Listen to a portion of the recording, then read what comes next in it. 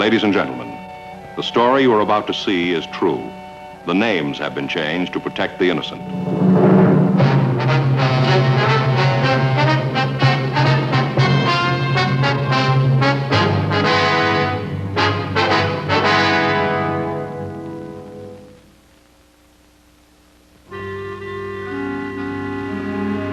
This is the city.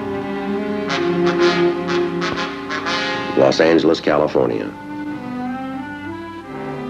It's a fine place to get an education. It has one of the largest public libraries in the country. A wide choice of good colleges and universities, such as UCLA. For advanced study in special areas, there are places like Marineland, or the Los Angeles County Law Library, the Art Institute. But in spite of the opportunities, there are a few people who insist on learning the hard way. I try to help teach them. I carry a badge. It was Monday, April 28th. It was warm in Los Angeles. We were working the day watch out of Bunko Fugitive Division. My partner's Frank Smith. The boss is Captain Didion. My name's Friday. We had received a phone call from a neighborhood antique shop in the University District. The owner said that he had been taken for over $200. He said the man who took the money was a Los Angeles police detective.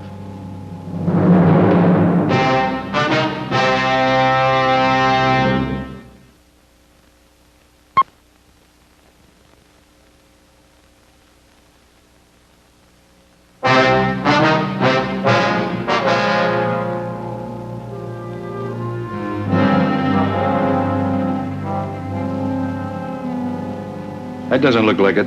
Like what? Like the badge the fella showed me. Well, now, how did his look?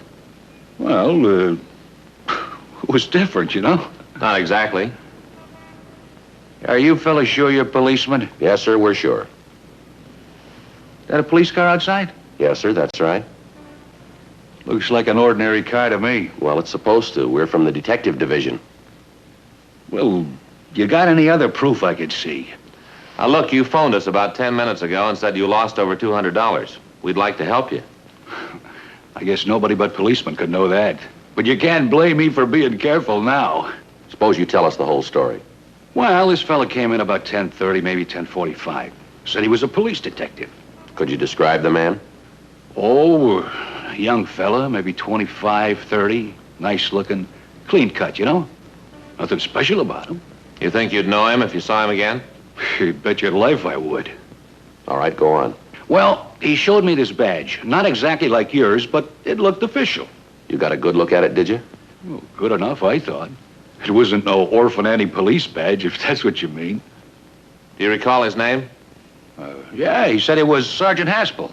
You know anybody by that name, Joe? No, I don't. You better check personnel records. Right. Can I use your phone? Yes, go ahead. What happened after he showed you the badge? Well, he said he had information that counterfeit $10 bills were being passed over the counter here. Yeah. He told me to take all the money out of the cash box and let him examine it. At first, I handed him just the tens, but then he said he'd have to look at all of it. He examined the money here? Yeah. Held it up to the light and felt of it. Picked out one of the tens that he said was counterfeit, but it looked the same as the rest to me.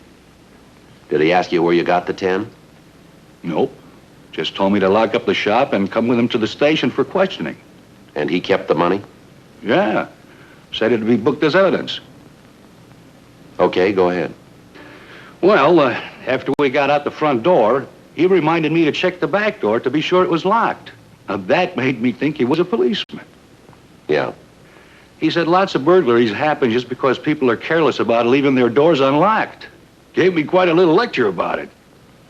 So you went to check the back door? Yeah. And when I got back, he was gone. Do you think you could identify a photograph of the man? Well, I think so. I'll sure try. I guess he wasn't a real police detective, huh? No, sir. I kind of suspected he wasn't as soon as he disappeared with the money.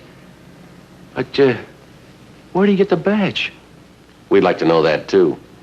There's no record of any Haspel on the job, Joe. Well, that figures. You want me to come down and look at the pictures now? Yes, sir, if you could leave your store for a little while. Well, I'll miss a few sales, but I don't care. I'd like to spot him while his face is fresh in my mind. Well, let's go. Well, aren't you forgetting something? What's that? You better check the back door.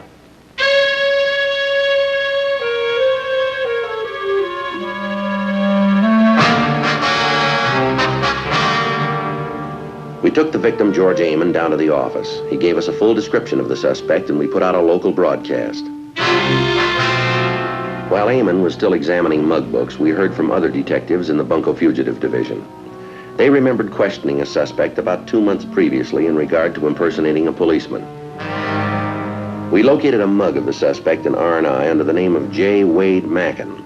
The victim positively identified the photograph as the same man who had taken his money. Tuesday, April 29th, we were attempting to trace the suspect through a series of former addresses. He did, huh? How about a forwarding address? Where do you send his mail? Oh, I see. Okay, thanks very much. You do any good?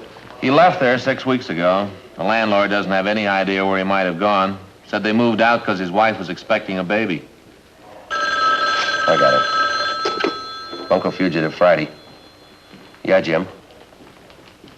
Okay. Yeah, we'll talk to him. Send him right in. You bet. Bye. Something on our boy? Might be. A fellow named Huberman just came into the desk. Jim says he seems pretty upset. He lose some money? Probably. He asked for a Sergeant Haspel. You, Lieutenant Friday? Yes, sir. You Mr. Huberman? That's me. Don't know why they sent me in here. I want to see Sergeant Haspel. All right, sir. Would you have a seat? Maybe we can help you. Who are you? My name's Smith, Frank Smith. Howdy, Smith. How you do, sir? What can we do for you? I'd rather talk to Haspel about it. He work in this department? No, sir. Just what is it you wanted to see him about? My examination. Your what? Examination. My examination to be a policeman. How old are you, sir? 52. But I don't feel a day over 40. Guess we'll all be buddies on the force together before long. I'm afraid you're a little too old to be starting a career with the department. That's all been fixed up. That's what I want to talk to Haspel about. See when I can get the exam taken and go to work. How do you mean it's been fixed up? He's getting the age limitation waived for me. Said it wouldn't be any trouble at all. He just talked to the captain about it. Use his influence. Is he doing this just as a favor to you? Favor? $500 worth of favor. You already gave him the money, did you? Sure did. You can see why I'm anxious to get to work. Can you give me the examination today? No, sir, I'm afraid not. Well, why not? I'm getting tired of being put off. What's all the delay? Well, sir, there are two things wrong here. First of all, you can't get regulations set aside by paying anyone. Second, the man who took your money wasn't really a police officer at all. Not a policeman? No, sir. But he showed me his badge and his card. Said right on it, Los Angeles Police, Sergeant Haspel. See? Sergeant Haspel. Yes, sir, we believe you. And I got suckered, is that it? Well, you're not the only one. He's taken some other people by impersonating a police officer. Is this the man who took your money?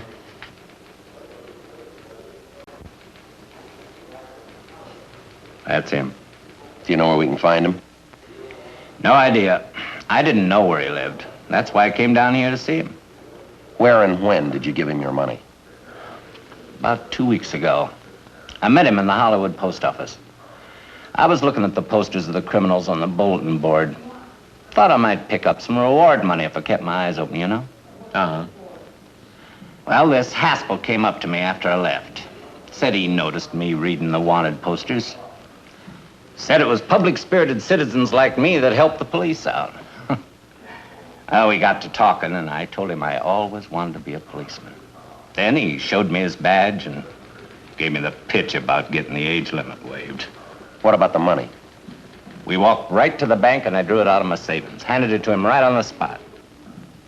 Didn't he give you any address or phone number? Nope. Said he'd get in touch with me as soon as he could set up the examination. You know the rest.